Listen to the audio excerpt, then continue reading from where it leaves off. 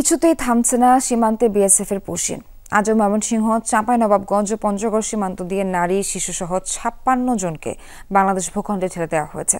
ভোরে চাঁপাইনবাবগঞ্জের ভোলাহাট উপজেলার চানশিকারি সীমান্ত দিয়ে ৮ জনকে পুশিন করে বিএসএফ। পরে তাদের আটক করে ক্যাম্পে নিয়ে যান বিজিবি সদস্যরা। আটককৃতদের মধ্যে ৪ জন নারী ও ৪ জন পুরুষ। তারা সবাই বাংলাদেশি নাগরিক বলে নিশ্চিত করেছে বিজিবি। এদিকে মধ্যরাতে ময়মনসিংহের ধোবাউড়া ও হালুয়াঘাট সীমান্ত দিয়ে ২২ জনকে পুশিন করে বিএসএফ। ক্যাম্পে নিয়ে তাদের জিজ্ঞাসাবাদ করছে বিজিবি। এছাড়া পঞ্চগড় সদর উপজেলার ২টি পয়েন্ট দিয়ে ২৬ জনকে সীমান্তের এপারে ঠেলে দিয়েছে ভারতীয় সীমান্তরক্ষী বাহিনী। আমরা গুজরাটে থাকি ২০০৪ থেকে। এখন ২৪ তারিখে আমাদের পুলিশে ধরলো।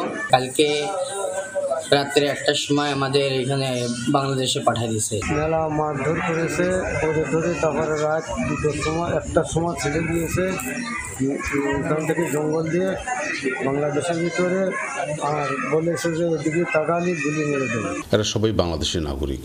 নড়াইল, সিরাজগঞ্জ বিভিন্ন জায়গা থেকেই তারা বিভিন্ন সময় ভারতে গিয়েছিল এবং ভারতের গুজরাটে ওইখানে ছিল। ওইখান থেকে পুশিনের ঘটনা ঘটেছে। আমরা তাদের ঠিকানাগুলা এটা করেছি, নিশ্চিত করে